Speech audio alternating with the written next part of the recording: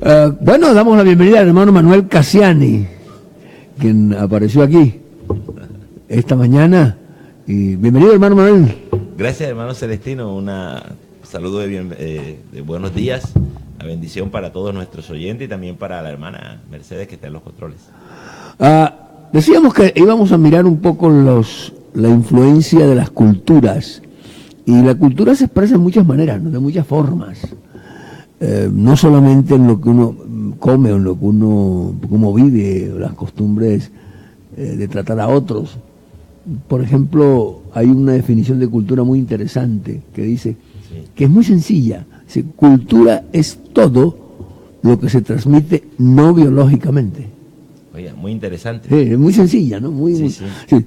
Si hay algo que se transmite que no es biológico, es cultura. Sí, y de esas teorías de la formación, del carácter de la personalidad, hay unas que hablan de que hay tres elementos, que son lo innato, que es lo que viene con uno, lo heredado, claro, y lo adquirido. Me parece que eso se relaciona más con esa última parte, que es la cultura. Y bueno, el heredado que no sea genéticamente, no, sino de otra manera, también pudiera ser. Pero básicamente tiene lo adquirido, ¿no? Sí, señor. Y uno sí se da cuenta, y creo que esta introducción es interesante, importante, antes de abordar el tema en sí. Uno se da cuenta cuando usted viaja a otro sitio, inclusive dentro del mismo país, no tiene que ser necesariamente fuera del país, usted se da cuenta que hay elementos culturales que son adquiridos, son valorados muy fuertemente por una comunidad y que para otros no tienen ninguna importancia. Es más, cuando ya uno ha vivido unos poquitos años como yo, unos cuantos años como yo, se da cuenta que los valores culturales cambian. Sí. Lo que era tan importante... Dentro de una misma sociedad. Claro, misma comunidad. Sí. Lo que era importante, valioso, inalterable para una época, pasa el tiempo y ya parece que va quedando en desuso, ya no es importante, ya no tiene valor, ya no se da ninguna... y claro, cuando uno no se adapta, uno sufre, ¿no? Claro, si uno no se adapta, pues pasa en la naturaleza. En la naturaleza los organismos que no se adaptan desaparecen. Y en la sociedad también. No digamos que desaparece, pero sí queda, digamos, restringido su participación dentro de la sociedad. Así es, así es. Entonces, y si queremos impactar, tenemos que adaptarnos. No hay que cambiar el mensaje, pero hay que adaptarse a las diferentes culturas. Bueno, en ese sentido entonces, vamos a mirar algunos, no podemos abarcar toda la Biblia, algunos aspectos que nos pueden ayudar a entender. Uno de ellos es el aspecto de los idiomas, ¿no? Cómo expresan las cosas. Yo tengo dos ejemplos en ese sentido. Primero, cuando la Biblia en Génesis habla de, en el principio creó Dios los cielos y la tierra, usa un verbo, bará, en hebreo, que no se usa para otro que creó, sino solamente para Dios. Ese y otro pasaje habla así. Eso quiere decir la importancia que ellos le dan a Dios. Es el único que es capaz de crear bará. Pudiéramos decir, yo lo veo en este aspecto, que hay palabras que se traducen a nuestro idioma para darles un significado, pero realmente esa palabra en nuestro idioma no existe. No. Esa palabra en nuestro idioma no existe. Es una palabra que... Porque crear es crear. Cualquiera puede crear. Cualquiera puede crear. Exactamente. Entonces fíjense cómo ya eso indica el concepto que tienen de Dios. Otro ejemplo que tiene que ver un poco con la parte religiosa es que el hecho que ellos no pronunciaban el nombre de Dios. Les parecía que era algo demasiado santo como para pronunciarlo. Entonces lo reemplazaban por otros vocablos. Incluso, hermano Celestino, que hay unos textos que son de la comunidad judía, ahora contemporánea, y ellos no escriben tampoco Dios, ponen una D y un guión. No lo escriben, o sea, una señal de respeto. Ni siquiera la palabra Dios no la escriben. Fíjense que inclusive eso ha traído consecuencias en la traducción de la Biblia y en la parte doctrinal. Porque se han levantado corrientes diciendo que el nombre de Dios no es Jehová. Y tienen razón. Tienen razón, porque Tienen razón. Jehová es una transliteración de Yahvé junto con las vocales de Adonai. Eso es razonable, así es. Sí, sí. Tanto que las versiones más recientes Ya no traen el nombre de Jehová, Jehová. hablan de Señor. Señor. La traducción Porque en algunos traducciones, perdón, en algunas copias antiguas dices Adonai o Kyrios, Sí, para claro. el griego. No aparece el nombre de Dios. Pero Pero lo hacían era eso, porque por es el impronunciable, respeto. porque es impronunciable Sí. para ellos, no se puede pronunciar. Entonces, fíjese cómo cuando uno lee la Biblia, tiene que tener ese contexto cultural y religioso, digámoslo así, para poder comprender y entender lo que Dios quiere decir. El pueblo de Israel entiende y comprende y tiene claro que ellos eran el pueblo elegido por Dios, Y así es. elegido por Dios para transmitir la verdad de ese Dios. ¿Quién era ese Dios? Me topé por ahí esta semana con un video que están haciendo circular de un judío, ¿no? Creo que es un rabino porque tiene kipá, ¿no? Es decir, donde explica durante un buen largo rato todas los avances que el pueblo de Israel tiene en este tiempo, inmensos, ¿no? En muchas órdenes, en el aspecto científico, médico, informático, una cantidad de cosas. Y decía él, esto porque somos el pueblo elegido de Dios. Tiene razón. Sin embargo, no logra ir a la segunda parte, y que fue donde ellos fallaron, que ellos debían transmitirle al mundo esa verdad, mostrar, era la forma en que Dios quería mostrarse a la humanidad. En eso fallaron ellos, ¿no? Así es. Entonces, usted cuando lee la Biblia en el Antiguo Testamento, usted se da cuenta que ese hecho está muy, muy claro ahí. Ellos dicen, somos descendientes de Abraham, somos el pueblo elegido, y todo incluye los salmos, que hablan del Dios grande y tu pueblo. Sí, esa idea permea todo el Antiguo Testamento. Y uno tiene que entenderlo, ¿no? Y comprenderlo. Entonces, creo que cuando uno comprende eso y lo entiende, se da cuenta de las cosas. Ahora, hablemos un poquito de lo que pasó en Egipto. Cuando usted entra al libro de Éxodo, se topa con una serie de elementos culturales y de elementos históricos que usted tiene que contextualizarse. Sí, entre otras cosas, hermano Celestino, algo que es muy importante, uno tiene que entender que la cultura judía, bueno, la del Nuevo Testamento, cuando uno lee el Nuevo Testamento, uno tiene que entender que ellos pasaron por varios imperios, estuvieron en varias tierras, estuvieron, digamos, expatriados un tiempo, estuvieron sometidos. Entonces, esas culturas permearon la cultura judía y se fue formando una mezcla. De hecho, incluso en los idiomas, cuando en los tiempos de Jesús, en toda esa región no se hablaba el hebreo, se hablaba el arameo, porque ellos estuvieron mucho tiempo en Babilonia, en Harán, toda la parte esa que es. Y se hablaba mucho el griego porque los griegos también dominaron gran parte de ese territorio. Entonces, todo eso, la cultura egipcia, los asirios, luego los babilonios, luego llegaron los griegos y por último los romanos. Todo eso fue creando una mixtura que ya en los tiempos del Señor fueron moldeando la cultura judía. Entonces, sí, eso es bueno irlo teniendo en cuenta a la medida que uno va leyendo, avanzando en la lectura de la Biblia. Y le voy a al otro extremo. Sí. Dios siempre, o el otro punto de vista. Sí, señor. Eso es cierto, pero Dios siempre luchó para que ellos no se mezclaran. Así es. Entonces siempre, por eso por la provisión, por ejemplo, de sentarse con los gentiles a comer y casarse con personas que no eran de su cultura, ¿no? Eso es algo que está remarcado, pero ellos se mezclaron. Pero el Señor siempre ¿por qué? ¿Por qué el Señor siempre pedía que no lo hicieran? Para que no se fueran, no perdieran su esencia. Y no se fueran detrás de los ídolos, los dioses de esos pueblos con los cuales ellos. Fíjense que Josué, cuando ya está para morir, y le dice, bueno, definamos las cosas. Sí. ¿Ustedes a quién le van a servir? ¿A los dioses de los egipcios, de todos nuestros padres? o a de los amorreos, donde ahora habitáis, pero yo y mi casa y yo, serviremos a Jehová.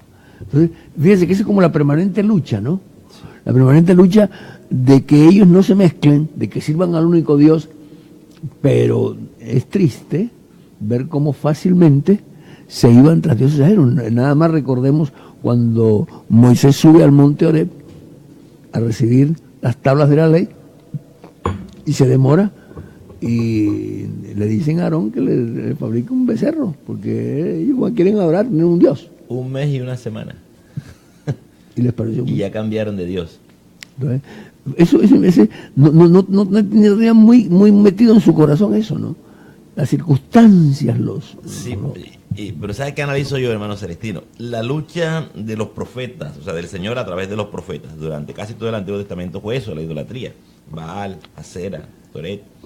Pero ya uno, y el anuncio de los juicios, por ejemplo, de Asiria, y cuando a todos los pueblos vecinos se fortalecían y llegaban y dominaban de alguna manera Israel, era cuando ellos se volvían a los ídolos. Pero cuando ellos se arrepentían, o sea, que se volvían a Dios, se fortalecía el pueblo de Israel. Pero el punto culminante fue cuando Babilonia, el ejército de Nabucodonosor llega a Israel, a Jerusalén, y toman la ciudad. Después de eso, usted ya miren en el Nuevo Testamento ya la lucha no es por los ídolos. O sea, eso como que sacarlos a ellos de la tierra y ellos estar los 70 años que duraron en Babilonia, eso como que fue una cura amarga, porque en el Nuevo Testamento ya usted no ve que la lucha es por ídolos, ya no se habla de ídolos, al contrario, se volvieron tan religiosos e hicieron de la práctica judía algo, digamos, más... Pues me está levantando, hermano Manuel. Es que me emociono. Porque vamos un poco cronológicamente, vamos a entrar a la parte de los reyes. Y ya estamos en el Nuevo Testamento, espera un momentico. No, es que me emociono. ya vamos a llegar allá, no se preocupe, sí, allá vamos a llegar. Fíjense cómo todo, yo pues le pongo un poco de jocosidad a la cosa acá, pero es que es interesante ver todo el trasfondo y el contexto cultural y religioso, claro, de la palabra de Dios. Usted no puede aislar la Biblia de eso, porque ahí está. Para poder entender la Biblia, si usted quiere hacer un estudio a profundidad de la Biblia, es bueno que el estudiante de la Biblia pues se interese en conocer todas estas circunstancias históricas y culturales. Sí, porque muchas veces se comete el error, por eso estamos en este programa de estudio e interpretación de la Biblia, señor, de tomar el texto y sin un pensamiento crítico, sino simplemente hoy. Y realmente que eso no tiene sentido así. No, hermano. Le dice cosas que no son. Y hay gente que se para en un versículo y dice, la Biblia dice así. Sí lo dice, pero hay que mirar el contexto. Es indispensable. ¿En qué tiempo? ¿En qué cultura? Muy bien, yendo en la forma cronológica que estábamos hablando, retomemos un poco después de que ellos salen de Egipto, entran a la tierra prometida. Sí, y viene la época de los jueces y todo eso. Correcto. Cuando hay una serie de situaciones allí. Y nos encontramos, porque vamos a grandes saltos, no podemos detenerlo. Encontramos la parte cuando ellos piden un rey. ¿Por qué Israel pide un rey y por qué Dios se molesta, por decirlo así? Porque piden un rey. Eso de eso vamos a hablar en el próximo segmento. Ahora escuchemos una hermosa página musical.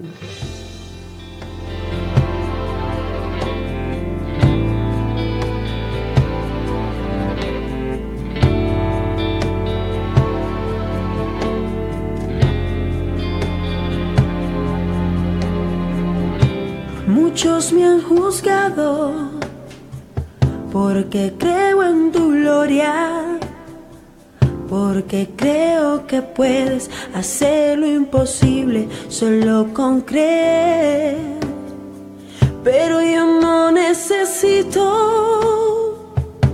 mirarte o palparte, para mí no es necesario ver un milagro para saber que tu poder es indubitable. No tengo que ver tu grandeza, si lo creado lo confiesa. No necesito ver tu rostro para saber que eres real. A mí me basta tu presencia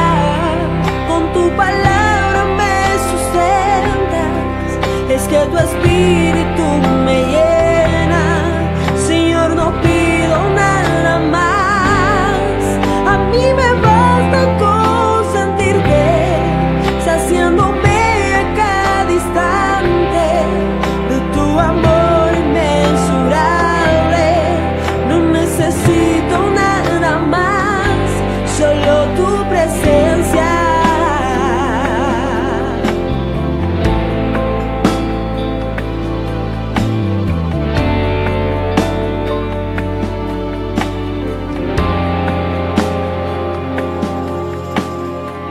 Para muchos es fácil creer porque han visto y se muestran valientes solo cuando pueden tus obras mirar.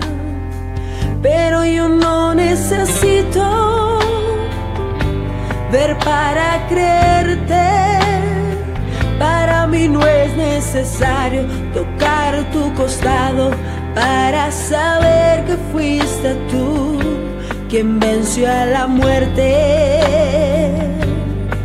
No tengo que ver tu grandeza, si lo creado lo confiesa.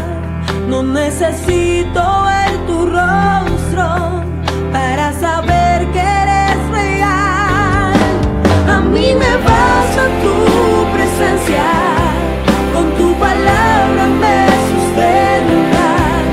Es que tu espíritu me llena. Señor, no pido nada más. A mí me basta con sentirte, saciándome a cada instante de tu amor inmensurable. No necesito nada más. A mí me basta tu presencia, con tu palabra me sustentas. Es que tu espíritu me llena. Señor, no pido nada más.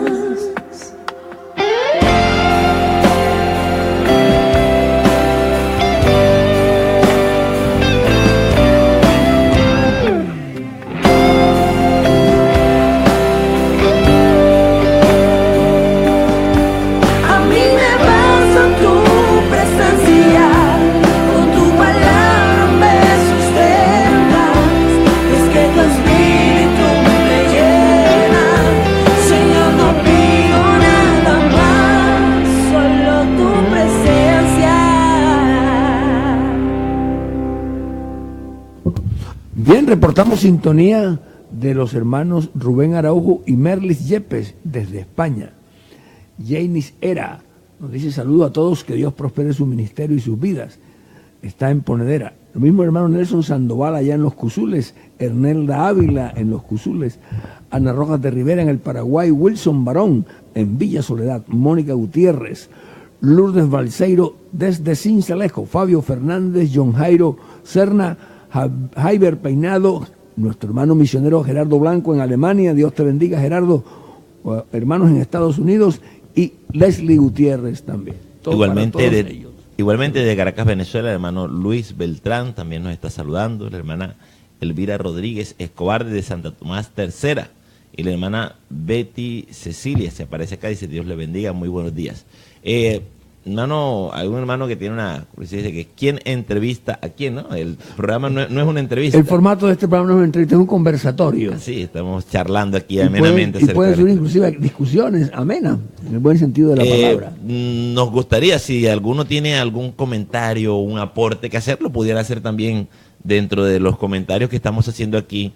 Lo puede hacer en la página www.radio Ipucaribe, o también a través de la página Facebook. Aquí estamos, los comentarios, los saludos que hemos reportado están aquí a través de nuestra página Face, Radio Ipucaribe. Así la consigue en Face y puede también observar en vivo la transmisión del programa. Muy bien, continuamos entonces con lo que veníamos conversando con el hermano Manuel sobre la época en que los israelitas, los judíos, el pueblo del Señor, se dan cuenta que ellos son los únicos que no tienen rey.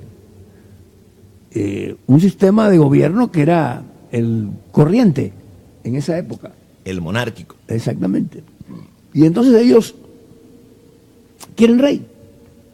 Y Samuel no le gusta la idea. Es que la idea, lo que molesta al Señor y a Samuel, que esto era el profeta, es que el argumento de ellos es: queremos ser como las otras naciones. Exactamente. Y la particularidad de ellos, lo que los hacía especiales, es que no eran como las otras naciones. Fíjese que el Señor le dice a Samuel, porque Samuel se pone, dice, no te han desechado a ti, sino a mí. ¿Por qué? Porque ellos tienen un gobierno teocrático. Netamente. Teocrático. Y directamente era una teocracia. Sí. Las leyes, son unas 600 leyes que están en los libros, en la Torá, o en los libros que conforman la ley, el Pentateuco, eran dados por Dios directamente.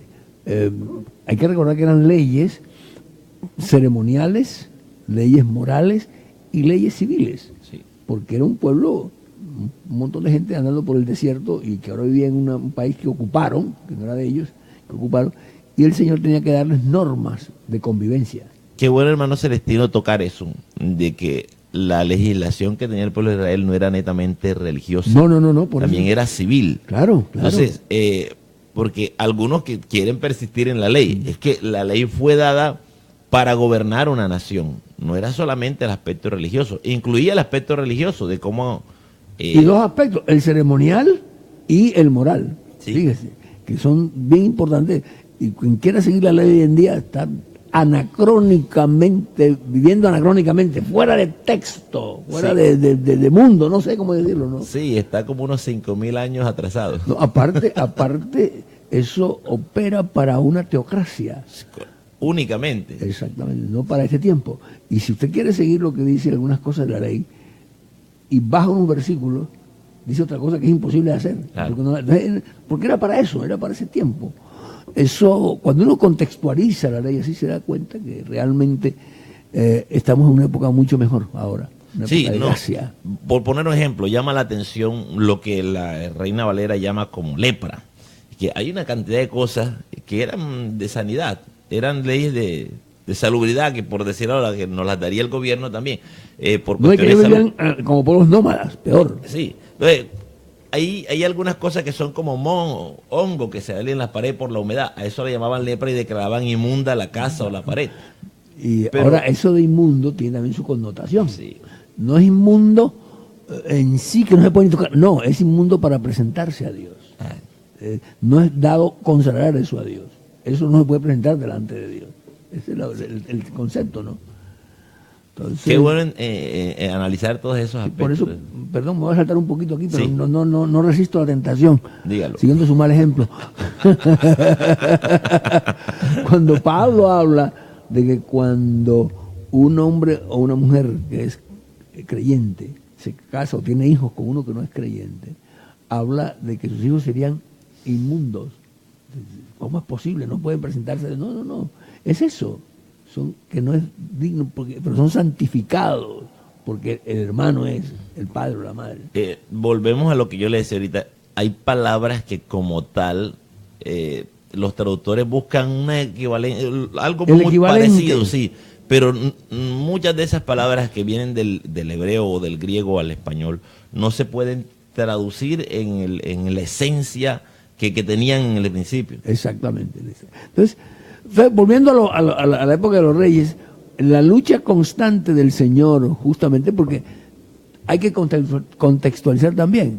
Uno piensa hoy en monarquías y lo que le viene, los referentes que tiene son la monarquía española, la monarquía inglesa, la holandesa. Pero eso no tiene nada que ver prácticamente con las monarquías de ese tiempo, eran reyesuelos. Y por eso hay tanto rey por ahí que peleaban con uno, peleaban con el otro. Y el mismo contexto que muchos dicen, mira, es que la Biblia está llena de sangre, es porque ese era el estilo de vida, la forma, la conquista, la pelea con los pueblos vecinos. Seguramente lo hacían por conquistar terrenos mejores, donde había agua, donde había pasto, qué sé yo, todo ese tipo de cosas, ¿no? Sí, es que lo que la Biblia llama naciones en esa y los reyes Son era pueblos. era un pueblo. Pueblo, etnias. Porque decir ciudades también es mucho, porque Sí. uno dice ciudad ahora y se imagina Sí. una urbe, No, una no, metrópoli, no. Eso eran pueblos. Las naciones son básicamente pueblos, etnias, básicamente. Etnias, sí, señor. Venían regularmente de una familia. Cuando el Señor le dice a Abraham, en ti serán benditas todas las familias de la tierra, Eso. pues le está diciendo eso, todas las naciones. Claro, exactamente. Y es tan así que Pablo, ya en Efesios, trae ese versículo para decir que a los gentiles nos ha llegado el Evangelio por Jesucristo. Desde la bendición de Abraham, perdón, no llega es por Jesucristo. Por Jesucristo. Allá en Gálatas creo que es 3:14. Sí, por su simiente. que es Exactamente, Cristo. exactamente. Entonces, volviendo el aspecto de la parte de la teocracia, que ellos se convierten en monarquía, el Señor los complace en darle rey, y que Él les elige el rey, porque Saúl, Él les elige la estirpe, y después cambia y quita la casa de Saúl y va a la casa de David, y es la que se permanece, y ahí nace el Señor. Hay una cosa interesante y es el surgimiento, no es que antes no lo hubiera, pero por lo menos con mucha fuerza de la profecía. Se da cuenta que son en los reinados, inclusive cuando están un solo rey y cuando hay, digamos, los dos, que se divide el reino, ¿no? Sí, en Israel y Judá, el reino Judá. del sur y del norte. Exactamente. Allí tiene un papel preponderante la profecía. Y es interesante que el profeta lo que hacía era denunciar, casi acusar, recordarles. Era como un fiscal. Exactamente, mira, estás haciendo esto. Pero el amor de Dios se nota ahí, porque toda profecía, aunque les da por la cabeza, por decirlo de alguna manera, los remarca, tiene siempre una promesa de esperanza en el Señor. Casi siempre pasa eso. Y ahí es donde dice que la profecía tiene un cumplimiento inmediato, Sí. y un cumplimiento posterior. Sí, señor. Entonces, el profeta era eso, vemos así un fiscal, ¿no? Que estaba marcando y señalando lo malo que ellos estaban haciendo, que se volviera, porque el mensaje siempre es el mismo, vuélvanse a Dios. Vuélvanse a Dios en diferentes circunstancias, con diferentes cosas. Y usted cuando lee la profecía tiene que contextualizarla en esa, porque era como la lucha permanente del Señor. Él le llama pueblo rebelde y contradictor, le llama... De dura cerviz. De dura cerviz, sí. Les habla de que son como la mujer que se va con otro. Es decir, una cantidad de ejemplos y de formas para decirle que mire, ustedes son unos desagradecidos, son unos... En fin, todo lo que les dice el Señor, ¿no? Y el profeta juega un papel muy importante ahí. Sí, que regularmente el profeta se convierte, por decirlo, abriendo comillas, como en enemigo del rey. Claro. Es como decir ahora, en la oposición. Sí, sí. Así dice el Señor, Sí. ¿no? Es lo que es la palabra de Dios, la palabra profética que les va permanentemente a decir lo que el Señor quiere de ir, recordarles a su pueblo que Él es su Dios, que no se aparten de Él, que tengan cuidado, que miren, etcétera, etcétera, etcétera. Entonces, todo el Antiguo Testamento y nuestras Biblias, y es bueno mencionarlo ahora, nuestras Biblias que tienen un catálogo, decirlo así, una catalogación. Primero está la ley, o la Torá o el Pentateuco, luego vienen los libros históricos, ¿m? Sí. Y ahí están toda la época de los reyes, ahí están los jueces de los reyes, ¿no? Ahí está el reino de Salomón, de Saúl, de David, de toda la división del reino, Roboam, Jeroboam, todos esos reyes. Pero luego vienen los poéticos, ¿no? Sí, lo que son salmos, proverbios, eclesiastés, cantares. Exactamente.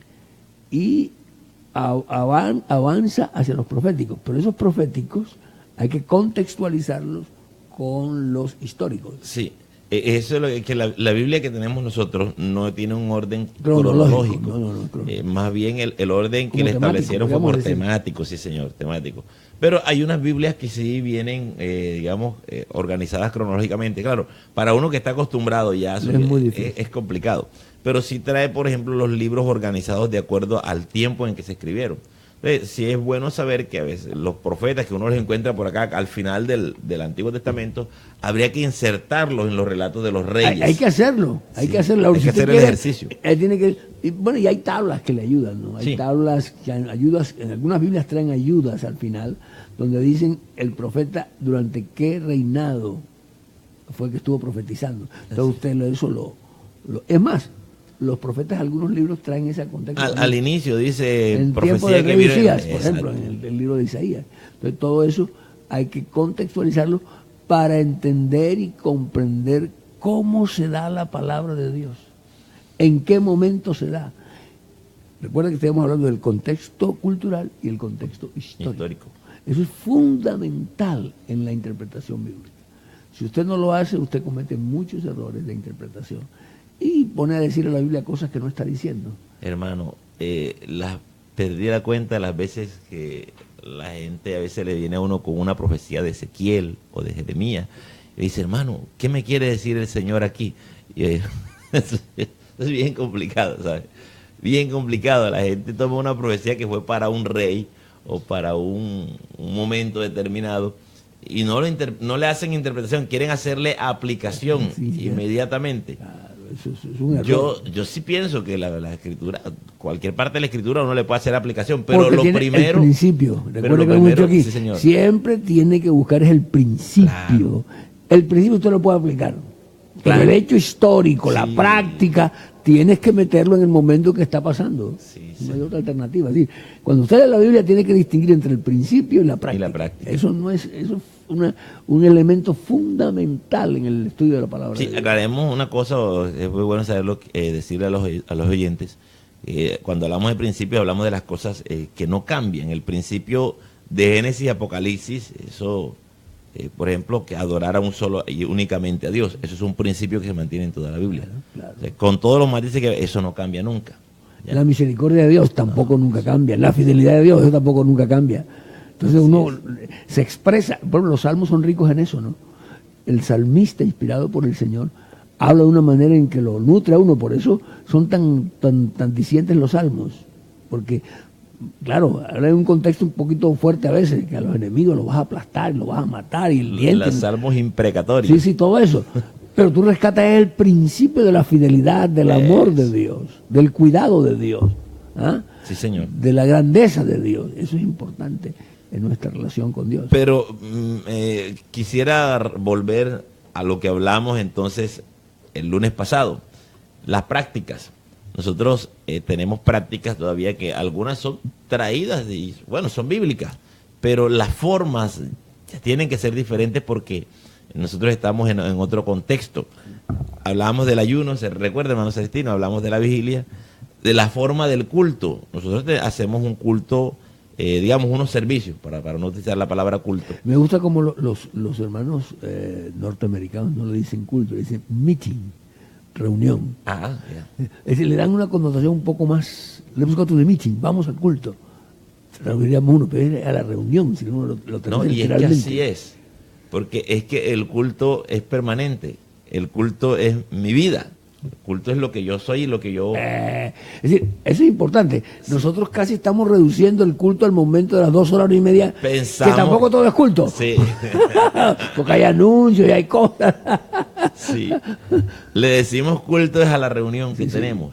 Ya le llamamos así y cambiar eso no... La palabra ha tomado otra dinámica, ¿me entiende? Cuando en su origen, origen quiere decir rendir adoración a Dios, ¿no? Y de oír de Dios. En su uso corriente ha derivado en la reunión que hacemos. Es decir, la forma por el contenido. Ya eso no hay vuelta de hoja y no lo vamos a cambiar. No lo vamos a cambiar. Algunas iglesias ponen en sus tablillas, no ponen horario de cultos, ponen horario de reuniones. Porque entre otras cosas, decir culto, a nosotros que estamos familiarizados, sabemos qué es. Pero la persona que no es cristiana, que no es miembro regular de la iglesia, puede no entender qué es eso del culto.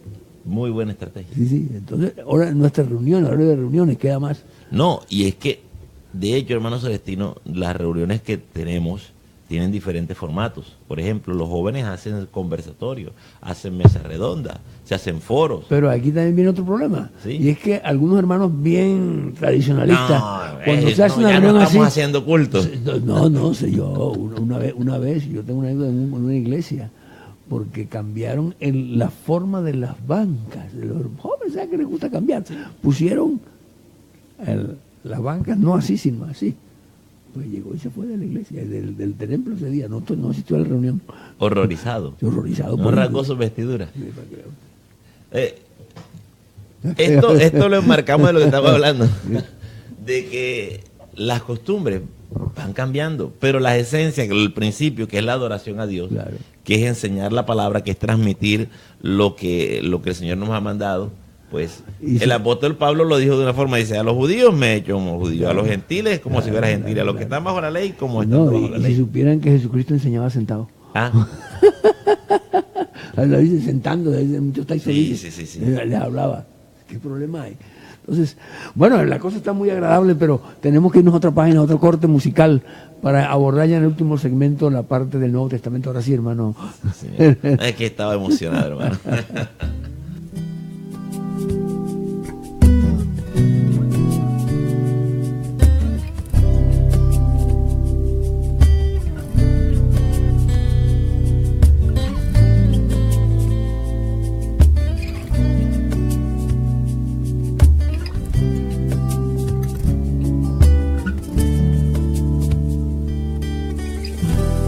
Extraño tu presencia, extraño yo tu voz. Como miel son tus palabras cuando abraza el corazón.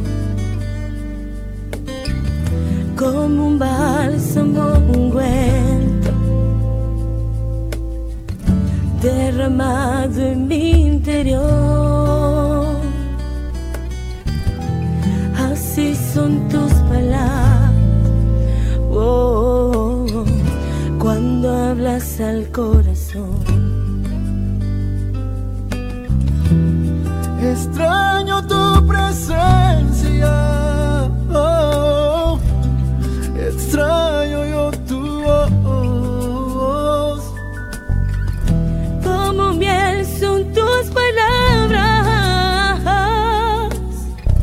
Cuando abraza el corazón, como un bálsamo ungüento derramado en mi interior. Así son tus palabras, oh, cuando hablas al corazón. Cuando tú llegas cambia el rumbo de lo que miras, lo que tocas. Las espinas del camino Él las convierte en rosas. Si destellos de tristeza, dolor en felicidad, Jesús, Jesús, un cielo hará. Cuando tú llegas cambia el rumbo de lo que miras, lo que tocas. Las espinas del camino Él las convierte en rosas. Si destellos de tristeza, dolor en felicidad, Jesús, Jesús, un cielo hará.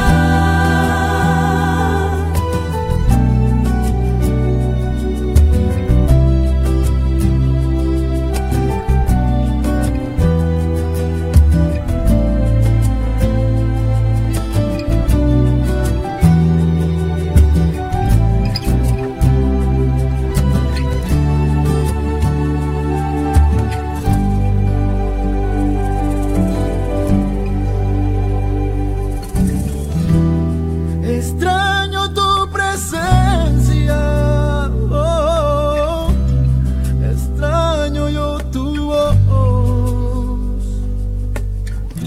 Como miel son tus palabras cuando hablas el corazón. Como un bálsamo ungüento derramado en mi interior. Así son tus palabras, oh, cuando hablas al corazón. Cuando tú llegas cambia el rumbo de lo que miras, lo que tocas. Las espinas del camino Él las convierte en rosas. Si destellos de tristeza, dolor en felicidad, Jesús, Jesús,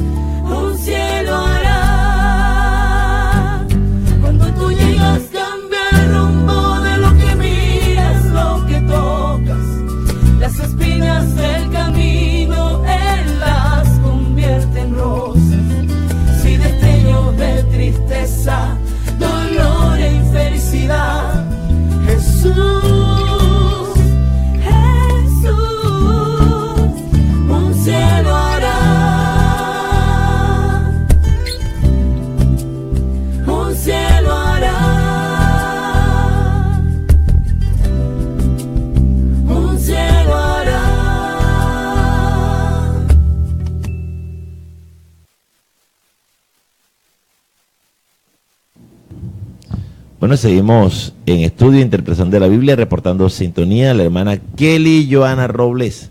Dios le bendiga a usted y a toda su familia. La hermana Sheila Salas desde Ponedora Segunda, en sintonía. Hermana Zenit Niebles Zambrano desde Cincelejo. Hermano Leonardo Camargo desde Los Cusules. Bien, hermano Deimer estaba también reportando sintonía desde la Segunda de Ponedera.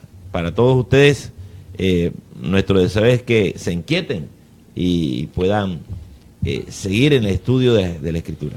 Dijimos cuando despedimos el anterior segmento, antes de la página musical, que queríamos hablar algo del Nuevo Testamento. El tiempo ya no nos da para mucho, pero digamos 2 o 3 cosas sobre el Nuevo Testamento. Primero, el contexto histórico es que ellos acaban de terminar de ser sometidos, o el imperio griego ha sido derrotado, y militarmente es el imperio romano el que domina, y políticamente, por supuesto.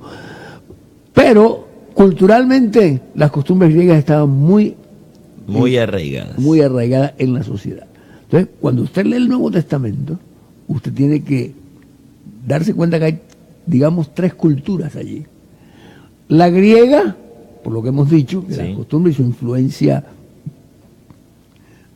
La romana, que es la política, el militar, las instituciones que hay, que son muy diferentes al del Antiguo Testamento. Sí. Habla de gobernadores, habla de procurador. Ya no habla de rey, no había rey en Israel. Entonces, sin embargo, habla del rey Herodes, que tiene otra connotación. Es otra cosa, porque el rey Herodes era, como podríamos decir, un subalterno o un funcionario del emperador. Claro, y tenía su... César. Y inclusive políticamente Palestina estaba dividida. Bueno, una de cosas que no vamos a entrar a estudiar ahora, pero que hay que entender. Hay situaciones culturales y políticas. Y la tercera que se me olvidó era los judíos. En la cultura judía, que ellos eran judíos, ¿no? Sí. Su costumbre. Entonces, ustedes, por ejemplo, no sé si es el maridaje, reunión o someter, no sé, entre el poder político y el poder religioso. Como el Sanedrín tenía algunas prerrogativas que se le daban. El imperio no lo hizo por buena gente, lo hicieron porque les convenía. Por estrategia. Exactamente. Por tenerlos como un poquito más contentos. Pero a la vez hay costumbres griegas que están muy acentuadas. Entonces, cuando uno lee el Nuevo Testamento, esas 3 cosas tiene que tenerlas muy en cuenta al estudiar. Yo añadiría, hermano Celestino, un cuarto elemento, y es todo lo que les quedó a ellos de los 70 años que estuvieron en Babilonia. De hecho, el idioma que se hablaba era el arameo, que viene justamente allá de la región de Mesopotamia. Sí, pero el griego koiné había tomado mucha importancia. Entonces, fíjense cómo esa mixtura uno tiene que identificar cuando se habla, y muchas de las cosas que discurren, que pasan en el Nuevo Testamento, pasan ya no en la tierra de Palestina, pasan en otros territorios, ¿no? En los hechos y las cartas. Cuando comienza a darse, digamos, la proclamación del Evangelio. Entonces ya no salimos, fíjense que el Antiguo Testamento está enmarcado en la región de Palestina, o sea, en lo que es Israel y Palestina hoy. Parte en Egipto y parte en Israel. Pero el Nuevo Testamento ya se sale de las fronteras. Exactamente. Y entonces, esto es un contexto histórico, y político, y social, si queremos decir. Pero hay elementos culturales, como la vivienda, la economía, la gastronomía, las leyes, inclusive las costumbres, más bien, las cosas que ellos hacían. Todo eso está inmerso en el Nuevo Testamento. Y cuando uno lo lee, tiene que interpretarlo así y tiene que entenderlo así. Las comidas que tenían, las mismas parábolas del Señor Jesucristo, claro, que hacen referencia a elementos propios de ahí. Cotidianos, sí. Yo creo, hermano Manuel, que esto es un poco largo para que hoy lo podamos estudiar. Sí. Vamos a dejarlo así para la próxima. El próximo le tocará a usted, porque yo el próximo. Este lunes es festivo, entonces dentro de 15 días estaremos nuevamente acá en Creo que de pronto sí estoy ese día. Sería muy bueno. Para que hablemos entonces de ese contexto cultural, religioso, y político, social, una perlita, como dice nuestro amigo y hermano Nabonazar, una perlita. Ejemplo, esto en cuanto al aspecto político, el hecho de que Pablo fuera ciudadano romano, eso le tenía unas prerrogativas, tenía unas facilidades de desplazarse por el imperio. Claro, El imperio, pues, hoy la gente habla, hoy no hay imperios como tal, no los hay, eso no existe. Eso es por lo menos imperios políticos, ¿no? Sí. Puede haber imperios económicos. Sí, Esa es otra cosa. Esa es otra cosa. Pero Aquí sí la es socióloga bueno, está que mira y dice, tiene toda la razón. pero sí es bueno eso contextualizarlo. Claro. Porque la gente escucha hablar de imperio y es que entender que era un imperio y cuál es la importancia y cómo una persona, por ejemplo, podía moverse dentro de todo el imperio. Y lo que hicieron los romanos, los caminos, todos los caminos conducen a Roma. Dice. Esa expresión tiene su razón de ser en eso, en los caminos que ellos construyeron. Entonces, eso también ayudó mucho a la propagación del evangelio. Entonces, esa es una perlita. Gracias por la perlita. Quiero terminar con una anécdota que me sirvió a mí. El primer seminario que tomé de ciencias bíblicas, estoy hablando de los años tal vez 80 y pico por allá. Recuerdo que éramos personas de diferentes iglesias, ¿no? Y había un hermano adventista que, con todas estas cosas porque eso era un poco, hoy en día es muy común, en ese tiempo, pues solamente los eruditos y los profesores, el común no teníamos mucho manejo. No había acceso a la información. Esa es la ventaja la que pretendía Sociedad Bíblica con los cursos de ciencias bíblicas, dar a conocer todos estos elementos. Entonces, después de 3 días de enseñanzas y todo esto, pregunta un alumno, bueno, ¿y qué hago con mi Biblia ahora? ¿Qué hago con mi Biblia? El profesor le dio una respuesta que me satisfizo: sígala amando. Qué hermoso, qué hermoso. Sígala amando. Porque todos estos elementos, algunos pueden, bueno, entonces, ¿cómo hago para leer la Biblia? No, sígala leyéndola y sígala amando, que es la palabra de Dios en palabras de hombres y en medio de los hombres. Ya lo añadí algo, no solamente en palabras, no, en medio de los hombres, con sus costumbres, cultura, problemas, circunstancias, todo eso, ahí habla Dios. Amén. Bueno, nos despedimos. Lástima que el tiempo ha terminado. Ahora les dejamos en compañía del programa La Familia Pregunta, con la hermana Luz Marina de Forero. Bueno, no quería irme sin saludar a nuestro compañero pastor, hermano Douglas Jiménez Camargo, está saludando a la mesa de trabajo, y también a la hermana Rosario Agudelo desde los Estados Unidos. Dios les bendiga, hasta una próxima oportunidad.